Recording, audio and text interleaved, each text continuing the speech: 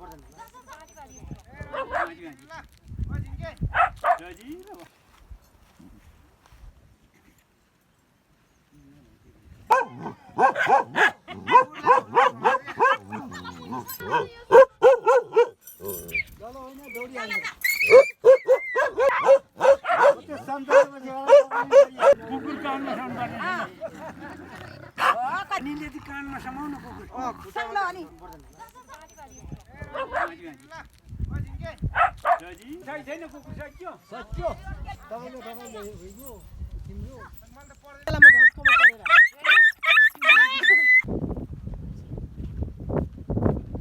मात्र हो यहाँ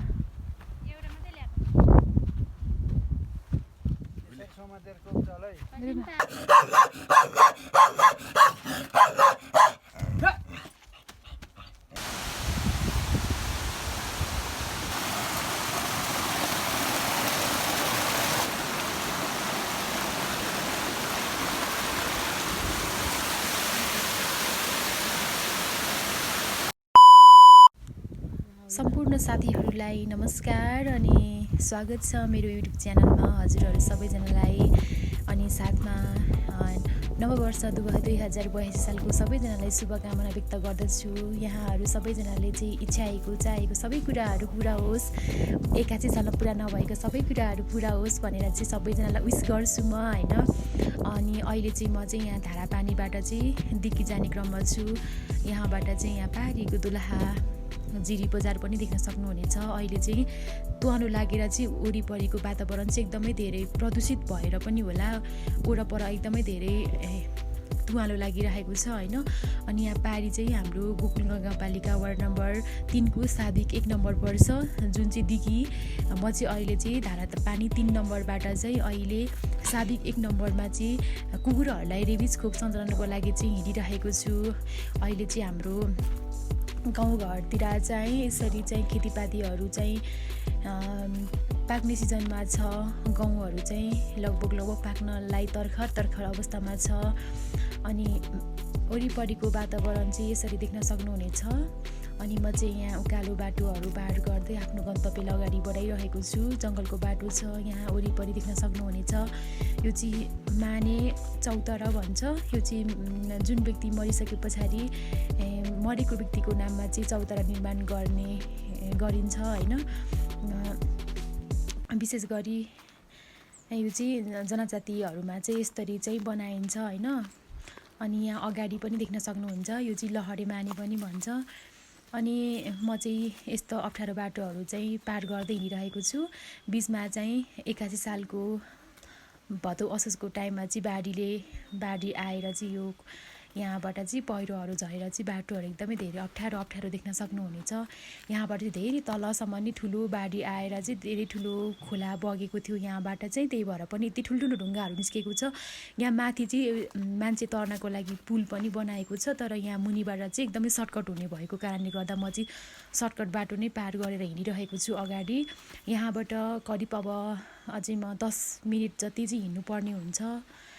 बाघ बस्ने गुफा जस्तो देखिन सक्नुहुनेछ, तर यहाँ चाहिँ बाघ चाहिँ बस्दैन। नर्मली यो चाहिँ ढुङ्गाको आकार हो। अनि लाली गुराँसहरू चाहिँ लगभग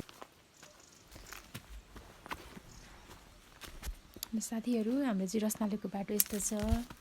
यो चाहिँ बिचको बाटो हो। अनि हाम्रो दिघी सादी 1 नम्बरमा चाहिँ सडक रोडको पनि व्यवस्था छ, तर पनि रोडबाट चाहिँ जाँदाखेरि चाहिँ लामो समय लाग्ने भएको कारणले गर्दाखेरि सर्टकट बाटो म चाहिँ हिँडिरहेको छु। अनि करिब म चाहिँ नजिकै आइसकेको छु साथीहरू। उहाँहरूलाई चाहिँ मैले चाहिँ कुकुरहरू जम्मा गर्नु भनेर भनेको छु। उहाँहरूले के गर्नुभयो पक्कै पनि हामी ल फाइनली हामी चाहिँ दिघीको मूलखर्क आइसकेको छौँ। सबैजनाले चाहिँ कुकुर जम्मा गरिसक्नु भएको छ। यहाँ चाहिँ 10-12वटा कुकुर चाहिँ जम्मा भइसकेको छ। आउने जाने क्रम चाहिँ जारी रहन्छ है साथीहरू। मैले चाहिँ यहाँ कुकुरलाई भ्याक्सिन लगाउँदैछु, रेबिज विरुद्धको खोप लगाउँदैछु। अनि तपाईँहरूको पनि घरमा चाहिँ कुकुर पालन गर्नुभएको छ भने पक्कै पनि सबैजनाले चाहिँ कुकुरलाई चाहिँ कसैले पनि नछुटाइकन रेबिजको भ्याक्सिन लगाइदिनु होला, किनकि कुकुर रेबिज भनेको एउटा सरुवा रोग हो जुन चाहिँ कुकुरबाट फैलेर चाहिँ मानिससम्म पनि सर्ने भएको कारणले गर्दाखेरि एकदमै धेरै जोखिम हुन्छ। त्यही भएर तपाईँहरूले चाहिँ घरपालुवा पशुको रूपमा एउटा कुकुर पालन गर्नुभएको छ भने अनिवार्य रूपमा वर्षेनी रेबिज विरुद्धको खोप लगाइदिनु होला भनेर म आग्रह गर्दछु। र जसले छुटाउनु भएको छ उहाँहरूले पनि सम्बन्धित निकायमा चाहिँ खबर गरेर चाहिँ सबैजनाले चाहिँ नछुटाइकन कुकुरलाई चाहिँ रेबिज विरुद्धको खोप सञ्चालन गर्नु होला है साथीहरू भन्दै म चाहिँ खुब कार्यक्रमलाई अगाडि बढाउनेछु। साथीहरू सबैजनाले पक्कै पनि भिडियो चाहिँ हेर्दै गर्नु होला है त।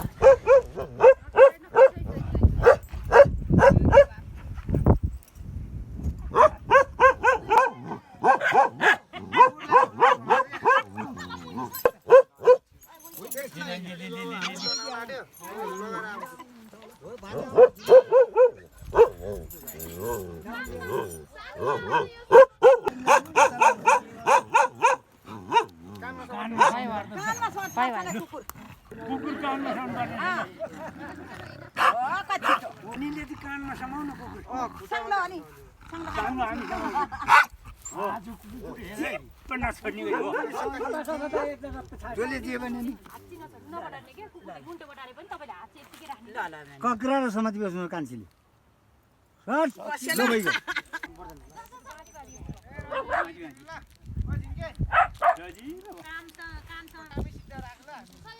अब छैन कुकुर सक्यो सक्यो नाम लेखौ भट्टा नाम लेखौ त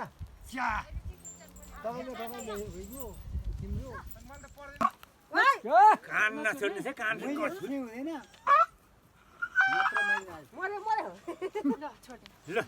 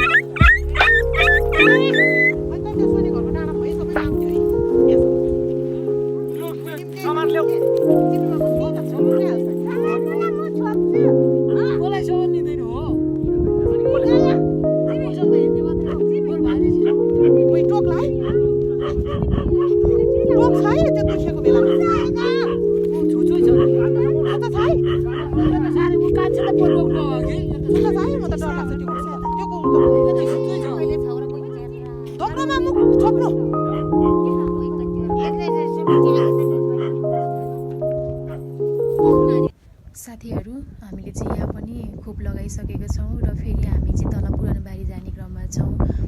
बाटोमा हिँड्दै गर्दाखेरि चाहिँ एकदमै हावा एकदमै चिसो चलिरहेको छ, गाउँहरू एकदमै लड्किरहेको छ, हावा एकदमै धेरै चिसो चिसो अनि एकदमै धेरै हावा लागिरहेको छ। यति बेला चाहिँ पक्कै पनि अगाडि जाँदैछौँ हामी चाहिँ यहाँ पनि कुकुर चाहिँ रोडमा निकालिराख्नु भएको रहेछ। पक्कै पनि यहाँनिर म चाहिँ एउटा कुकुरलाई खोप लगाइदिनेछु।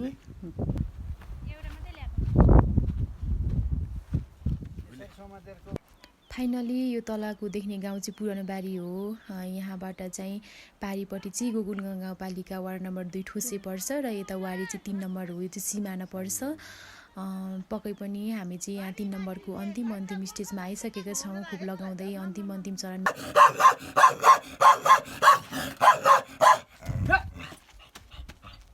फाइनली साथीहरू म चाहिँ अहिले चाहिँ जङ्गलको बाटोमा छु, फर्किने क्रममा छु। अनि यति बेला चाहिँ जङ्गली फुल जुन सुनखरी फुल भन्छ यो चाहिँ एकदमै धेरै फुलेर चाहिँ एकदमै पाखा नै सेताम्मे छ यति बेला चाहिँ। अनि बास्नदार छ है त। यति धेरै आनन्द आउँछ नि यो बाटोहरू हेर्न, गाउँघर हिँड्न, गाउँघरको बाटोहरू हिँड्न एकदमै धेरै आनन्द हुन्छ कि। जुन चाहिँ प्राकृतिक सौन्दर्य नै भरिपूर्ण छ हाम्रो नेपाल। यत्तिकै भने होइन नि, नेपालको धन हरियो वन नेपालको धन भनिन्छ नि त साथीहरू। पक्कै पनि यत्तिकै भनेको होइन नि त। जुन शब्द चाहिँ यत्तिकै नै अर्थपूर्ण हुन्छ के। हरियाली जङ्गल त्यही माथि हरेक थरीको फुल, चराचुरुङ्गीको आवाज, अनि यसरी हिँड्नुको मजा नै छुट्टै छ क्या। अनि मेरो साथमा चाहिँ हुनुहुन्छ एकजना हजुरबुवा हुनुहुन्छ र मेरो बहिनी छ मेरो साथमा चाहिँ होइन। अनि अहिले चाहिँ म चाहिँ खोप सञ्चालन कार्यक्रम सके पछाडि म चाहिँ घर फर्किने क्रममा छु। म चाहिँ अहिले बाटोमा छु होइन।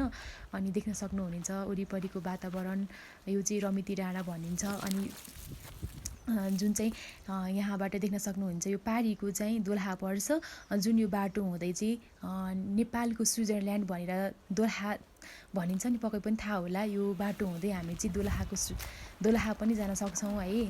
दोलखाको जिरी बजार पक्कै पनि नजिकको साथीहरूलाई त मैले भनिराख्नु पर्दैन, पक्कै पनि मेरो भिडियो हेरेर चाहिँ धेरै टाढाको साथीहरूले पनि मेरो भिडियो हेरिदिनुहुन्छ, माया गरिदिनुहुन्छ, उहाँहरूलाई चाहिँ थाहा नहुन सक्छ। त्यही भएर मैले साथीहरू हिँड्दा हिँड्दै यति ठुलो भिड पनि देख्न पायौँ है हामीले चाहिँ। म चाहिँ भिडभन्दा मुनिको बाटो हिँडिरहेको छु। हामी चाहिँ यहाँबाट यो भिड पनि पार गरेर चाहिँ जानुपर्ने हुन्छ घर पुग्नको लागि चाहिँ। भिडभन्दा मुनिको बाटोहरू हिँडिरहेको छौँ।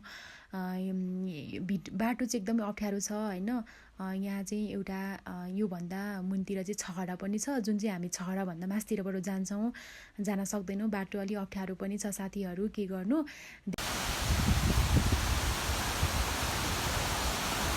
यहाँ मुनि चाहिँ ठुलो छहरा छ तर देखिँदैन। हामी चाहिँ यस्तो बाटो पनि हिँडिरहेको छौँ।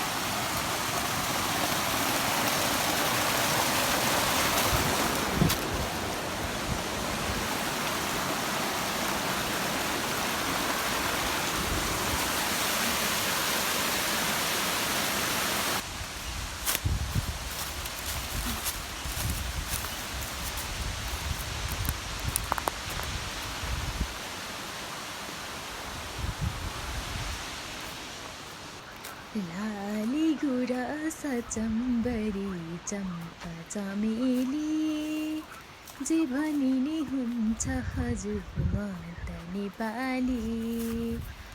डाली डालीमा हो डाली डालीमा फुलिरहला छ नि दिलको बालीमा।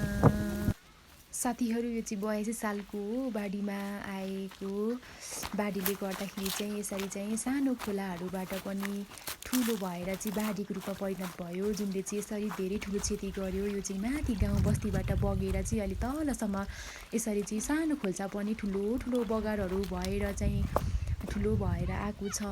अनि जुन समयमा चाहिँ धेरै धनको क्षति पनि गरेको छ।